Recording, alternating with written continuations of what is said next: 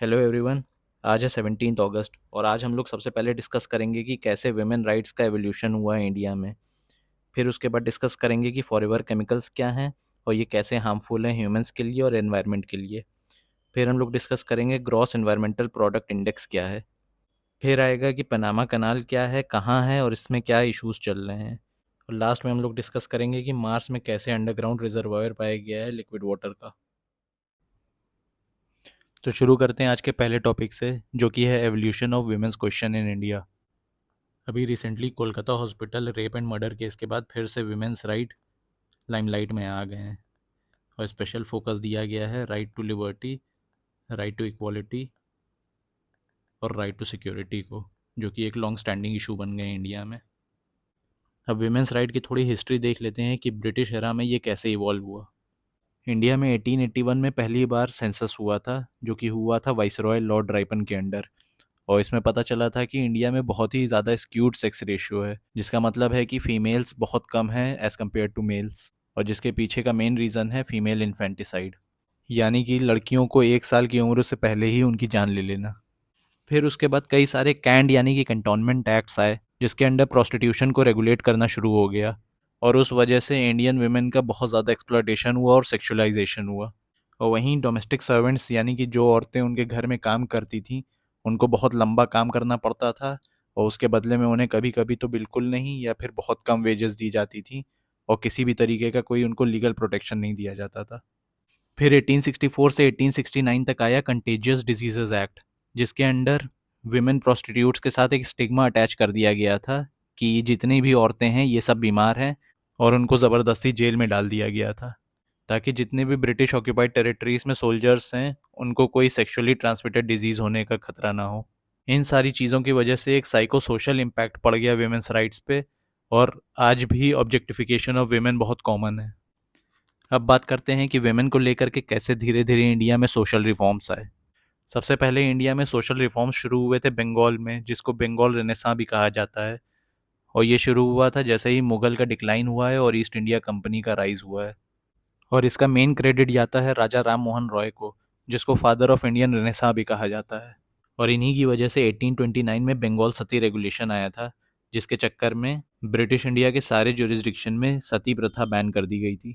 उसके बाद 1875 में स्वामी दयानंद सरस्वती ने इस्टेब्लिश किया आर्य समाज, जिसमें स्पेशल फोकस दिया गया था विमेन एजुकेशन को, और विमेन को इनकरेज भी किया जाता था कि वो वेद पढ़ें। वहीं आर्य समाज ने बहुत सारे स्टेप्स भी लिए थे ताकि वो अपोज कर सकें चाइल्ड मैरिज और विडो रीमैरिज को प्रमोट कर सकें। फिर 1856 में आया Hindu widows remarriage act.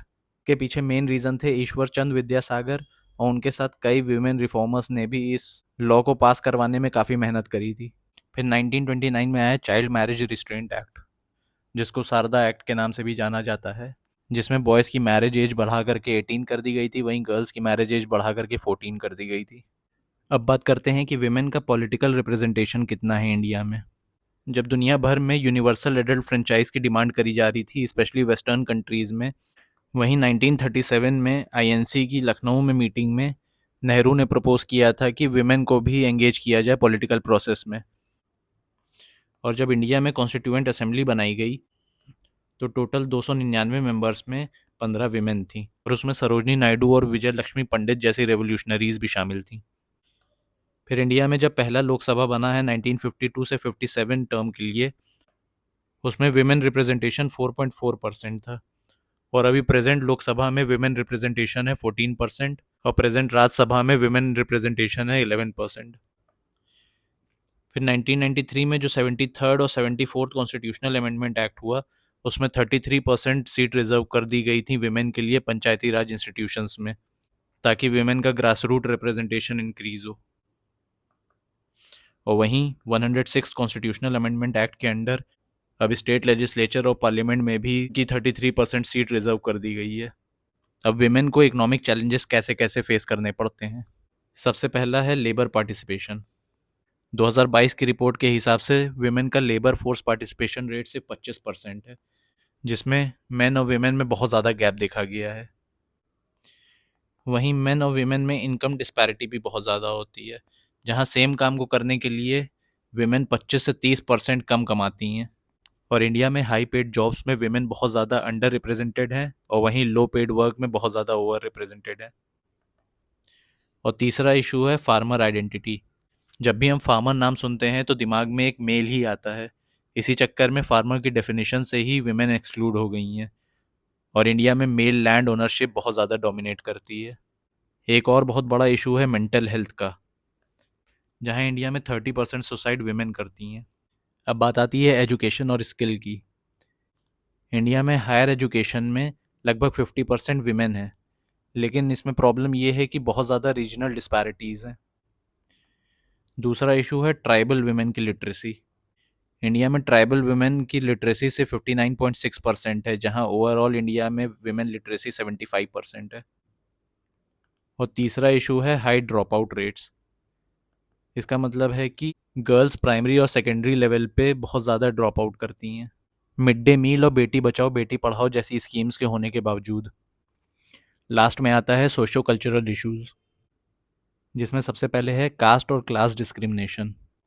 India में 1955 में अनटचेबिलिटी ऑफेंसेस एक्ट आया। उसके अलावा आर्टिकल 15 है जो कि डिस्क्रिमिनेशन को प्रोहिबिट करता है। उसके अलावा आर्टिकल 17 है जो अनटचेबिलिटी को प्रोहिबिट करता है। और SC ST एट्रोसिटीज़ एक्ट भी आया, जिसमें शेड्यूल कास्ट और शेड्यूल ट्राइब के अगेंस्ट जितने भी एट्रोसिटीज़ हो रहे हैं उसको रोकने की कोशिश करी गई थी। लेकिन इन सब चीज़ों के बावजूद अभी भी कास्ट और क्लास डिस्क्रिमिनेशन एग्जिस्ट करता है इंडिया में, और विमेन के अगेंस्ट ये और ज़्यादा ही है। इसका बहुत बड़ा एग्जाम्पल है देवदासी सिस्टम, जिसमें विमेन को इंस्टीट्यूशनलाइज कर दिया जाता है एक रिलीजियस और सोशल एंटिटी की तरह, ताकि वो मंदिरों में डेटीज़ की वर्शिप करें और उसी दौरान उनका सेक्सुअल एक्सप्लॉयटेशन किया जाता है। इसी चक्कर में 1988 में देवदासी अबॉलिशन एक्ट भी आया था, ताकि देवदासी सिस्टम को ख़त्म किया जा सके।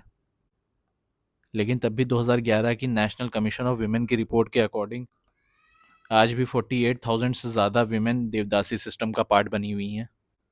फिर आता है डिसेबिलिटी एंड मार्जिनलाइजेशन।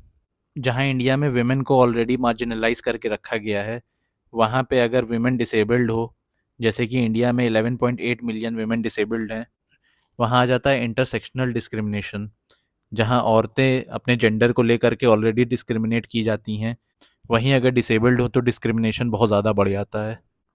फिर आता है औरतों के अगेंस्ट सेक्सुअल वायलेंस। रेप अभी भी इंडिया में बहुत बड़ा इशू है, और NCRB की डेटा के हिसाब से हर 16 मिनट पे एक औरत का रेप होता है। और इंडिया में कई लीगल फ्रेमवर्क्स हैं इससे लड़ने के लिए, जैसे कि निर्भया एक्ट जो कि 2013 में आया था, और पॉक्सो एक्ट जो कि 2012 में आया था। उसके बाद भी इंडिया में अंडर रिपोर्टिंग बहुत ज़्यादा एग्जिस्ट करती है। उसके बाद है वर्क प्लेस हरासमेंट। इंडिया में 2013 में इंट्रोड्यूस किया गया था पॉश, यानी कि prevention of sexual harassment of women at work place act, जिसमें एक इंटरनल कंप्लेंट्स कमेटी बनाना मैंडेटरी था, और इसमें बहुत ज़्यादा इम्प्लीमेंटेशन और एथिकल इश्यूज परसिस्ट करते हैं आज भी। नेक्स्ट टॉपिक है forever chemicals. Recently American researchers ने एक मेथड निकाला है जिससे फॉरएवर केमिकल्स का ओरिजिन को ट्रेस किया जा सकता है, जिसमें न्यूक्लियर मैग्नेटिक रिसोर्स स्पेक्ट्रोस्कोपी जैसी टेक्नोलॉजी का यूज़ होगा। इसमें ये होता है कि जो भी केमिकल होगा उसको मैग्नेटिक फील्ड के थ्रू पास किया जाएगा, और उसके बाद उसके एटम के अलाइनमेंट से पता किया जाएगा कि इसका ओरिजिन कहाँ से है। अब फॉरएवर केमिकल्स होते क्या हैं? इनको पर या पॉलीफ्लूरो एल्काइल सब्सटेंस भी कहा जाता है, और ये एक ग्रुप है 9,000 से ज़्यादा सिंथेटिक यानी कि मैन मेड केमिकल्स के, जो कि 1940 से कई इंडस्ट्रीज़ में यूज़ होता आया है। इसको फॉरएवर केमिकल इसलिए कहा जाता है क्योंकि ये आसानी से ब्रेक नहीं होता है, ना ही एनवायरनमेंट में ना ही ह्यूमन बॉडी में। और इन केमिकल्स में सबसे ज़्यादा जाना माना है परफ्लूरो ऑक्टेनोइक एसिड और परफ्लोरो ऑक्टेन सल्फोनेट। अब इसकी प्रॉपर्टीज़ और यूजेस क्या क्या हैं? ये इतना स्ट्रॉन्ग है अपने कार्बन और फ्लोरीन बॉन्ड के चक्कर में, जिससे इसको यूनिक प्रॉपर्टीज़ मिल जाती है, जैसे resistance to heat, water, oil और स्टेन। और इसी चक्कर में ये कई प्रोडक्ट्स में यूज़ होता है, जैसे कि नॉन स्टिक कुकवेयर में जो टेफ्लॉन या फिर दूसरी नॉन स्टिक कोटिंग होती हैं, उसमें अक्सर पॉलीफ्लोरो एल्काइल सब्सटेंसेस मिले होते हैं। इसके और भी कई यूजेस हैं, जैसे वाटर रिपेलेंट क्लोथिंग में, जिसमें कपड़ा वाटर को सोक नहीं करता है, जैसे कि रेनकोट। ये फूड पैकेजिंग में भी बहुत काम आते हैं, जैसे माइक्रोवेवेबल पॉपकॉर्न बैग्स हो गए या फास्ट फूड रैपर्स हो गए, जिसको कोट किया जाता है फॉरएवर केमिकल से ताकि ग्रीस ना फैले। वहीं फॉरएवर केमिकल को फायर फाइटिंग फोम में भी बहुत यूज़ किया जाता है, और इसका यूज़ कॉस्मेटिक्स में भी अक्सर देखने को मिलता है, जैसे कि फाउंडेशन या आई शेडोज़ में, जिससे ये लॉन्ग लास्टिंग और वाटर प्रूफ बन जाते हैं। अब ये फॉरएवर केमिकल ह्यूमन हेल्थ को कैसे अफेक्ट करता है? पहला है इंक्रीज्ड कोलेस्ट्रॉल लेवल। कोलेस्ट्रॉल वो फैटी सब्सटेंस होते हैं जो लिवर प्रोड्यूस करती है और वो सेल में जाते हैं ताकि सेल फंक्शन कर सकें। लेकिन कोलेस्ट्रॉल ज़्यादा होने की वजह से ये आर्टरीज़ में बिल्डअप होने लगते हैं और आर्टरीज़ को नैरो करने लगते हैं, जिससे कई बीमारियां हो जाती हैं, जैसे कि कोरोनरी आर्टरी डिजीज़ या फिर स्ट्रोक। सेकेंड है change in liver enzyme. Liver बहुत सारे एंजाइम प्रोड्यूस करता है जो कि ह्यूमन बॉडी के मेटाबॉलिज्म में काम आते हैं, और इन एंजाइम्स में अगर कुछ चेंज होता है तो बहुत सारी सीरियस कंडीशंस पैदा हो सकती हैं। तीसरा हेल्थ इफेक्ट है decreased vaccine response, specially children में। चौथा है increased kidney and testicular cancer, यानी कि रीनल कैंसर और टेस्टिकुलर कैंसर की चांसेस बहुत ज़्यादा बढ़ जाते हैं अगर आपकी बॉडी में फॉरएवर केमिकल प्रेजेंट हो। उसके बाद फॉरएवर केमिकल से कई थायराइड डिजीज़ होने का भी खतरा रहता है, जैसे कि हाइपरथायरॉयडिज्म या फिर गोइटर। और इससे प्रेगनेंसी रिलेटेड इश्यूज भी हो सकते हैं, जैसे कि हाइपरटेंशन या फिर प्री एक्लैम्सिया। फॉरएवर केमिकल का कंटेमिनेशन बहुत ज़्यादा वाइड स्प्रेड होता है, और ये सॉइल और वाटर रिसोर्सेज और वाइल्ड लाइफ को भी अफेक्ट करते हैं। क्योंकि ये इजीली डिग्रेड नहीं होते हैं, इसलिए ये इन्वायरमेंट में हज़ारों साल तक प्रेजेंट रहते हैं। अब नेक्स्ट टॉपिक है gross environment product index. Uttarakhand India का पहला स्टेट है जिसने gross environmental product index launch किया है, और ये इंडिया का ही नहीं दुनिया का पहला ऐसा इंडेक्स है जो इकोसिस्टम सर्विसेज की जगह इकोसिस्टम ग्रोथ की बात करता है। इसमें बस वो सर्विसेज कैलकुलेट नहीं हो रही हैं जो ह्यूमन एनवायरनमेंट से ले रहे हैं, बल्कि वो सर्विसेज भी कैलकुलेट होती हैं जो ह्यूमन एनवायरनमेंट को प्रोवाइड कर रहे हैं। अब इसका पर्पस क्या है? सबसे पहला तो ये है कि ये एक होलिस्टिक पिक्चर प्रोवाइड करता है। मतलब इससे कायदे से समझ में आ जाएगा कि ओवरऑल इकोलॉजिकल इम्पैक्ट क्या है ह्यूमन एक्टिविटीज़ का एनवायरनमेंट पे। और दूसरा है सस्टेनेबिलिटी। अगर एक इकोसिस्टम की एग्जैक्टली हेल्थ पता चल जाए तो उससे सस्टेनेबल प्रैक्टिसेस प्रमोट करने में और पॉलिसीज़ बनाने में आसानी होगी। अब इस इंडेक्स के मेन कंपोनेंट्स क्या क्या हैं? ये मेनली 4 पिलर पे काम करता है। उसमें पहला है एयर क्वालिटी, जहाँ पे मेजर किया जाता है कि हवा की क्वालिटी कैसी है और कितनी साफ़ हवा है। दूसरा है वाटर रिसोर्सेज, यहाँ पे देखा जाता है कि कितनी अवेलेबिलिटी है वाटर बॉडीज़ की और कितना साफ़ पानी है। तीसरा है सॉइल, इसमें देखा जाता है कि सॉइल की क्वालिटी क्या है और इसमें एबिलिटी है प्लांट लाइफ सपोर्ट करने की कि नहीं है। और वहीं चौथा है फॉरेस्ट कवर, इसमें कंसिडर किया जाता है कि कितने दूर फैला हुआ है फॉरेस्ट और हेल्थ कैसी है फॉरेस्ट की। और फाइनल जीईपी इंडेक्स इन्हीं चारों को मिला करके बनाया जाता है। अब नेक्स्ट टॉपिक है पनामा कैनाल। पनामा कैनाल एक मैन मेड वाटरवे है सेंट्रल अमेरिका में, जो इस्थमस ऑफ पनामा को काट करके बनाया गया है। इस्थमस एक नैरो स्ट्रिप ऑफ लैंड होता है जो दो लैंडमास को कनेक्ट करता है या दो वाटर बॉडीज को सेपरेट करता है। ये पनामा कनाल कनेक्ट करता है अटलांटिक ओशन को पैसिफिक ओशन से, और स्पेसिफिकली कैरिबियन सी को पैसिफिक ओशन से। और इससे फ़ायदा ये है कि ये ट्रैवल टाइम बहुत ज़्यादा रिड्यूस कर देता है। जैसे अगर सैन फ्रांसिस्को से न्यूयॉर्क जाना हो तो साउथ अमेरिकन टिप को क्रॉस करते हुए जाना पड़ता था, जिसकी कंप्लीट ट्रैवल डिस्टेंस हो जाता था 12,000 माइल्स। वहीं अगर पनामा कनाल के थ्रू जाएंगे तो ये डिस्टेंस कट करके 4,000 माइल्स में कंप्लीट हो जाएगा। अब ये कैनाल क्यों इतना ज़्यादा इम्पॉर्टेंट है? सबसे पहला है ग्लोबल ट्रेड। ये कैनाल एक क्रिटिकल कॉन्डुइट बन गया है इंटरनेशनल मैरीटाइम ट्रेड के लिए, और शिपिंग ट्रैफिक का सिग्निफिकेंट पोर्शन ये हैंडल करता है। दूसरा है इसका इकोनॉमिक इम्पैक्ट। ये ट्रैवल टाइम को बहुत ज़्यादा रिड्यूस कर देता है और शिप्स के फ्यूल कॉस्ट बहुत ज़्यादा बचते हैं। इससे एफिशिएंसी आती है ग्लोबल ट्रेड रूट्स में। और तीसरा है स्ट्रेटेजिक वैल्यू। ये बहुत ज़्यादा स्ट्रेटेजिक मिलिट्री इंपॉर्टेंस भी होल्ड करता है, जिससे नेवल डिप्लॉयमेंट हो सकता है बहुत आराम से दोनों ओशंस के बीच में। अब इस कैनाल के बहुत इंपॉर्टेंट फीचर्स में आता है इसका लॉक सिस्टम और गाटून लेक। अब अटलांटिक ओशन से पैसिफिक ओशन पहुंचाने के लिए शिप्स को सी लेवल से 26 मीटर ऊपर ले जाना होता है। ताकि गाटुन लेक के लेवल पे आ सकें। अब ये लॉक सिस्टम एग्जैक्टली काम कैसे करता है? इस लॉक सिस्टम में लगे होते हैं वाटर टाइट गेट्स। अब अगर शिप को यहाँ से पहुँचना है गाटुन लेक लेवल पे, तो सबसे पहले ये वाटर गेट खुलेगा और यहाँ का लेवल मैच किया जाएगा।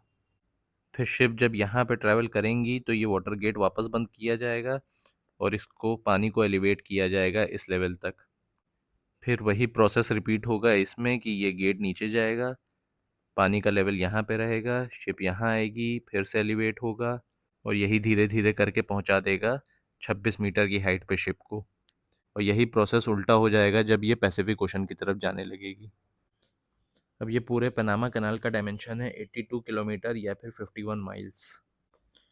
और इसमें 3 लॉक सिस्टम लगे हुए हैं, एक गाटुन लॉक, एक पेड्रो मिगुएल लॉक और एक मीरा फ्लोरेस लॉक्स। और ये जो लॉक्स हैं इसमें एक टाइम पे या एक बड़ी शिप या फिर 2 छोटी शिप ही आ सकती हैं।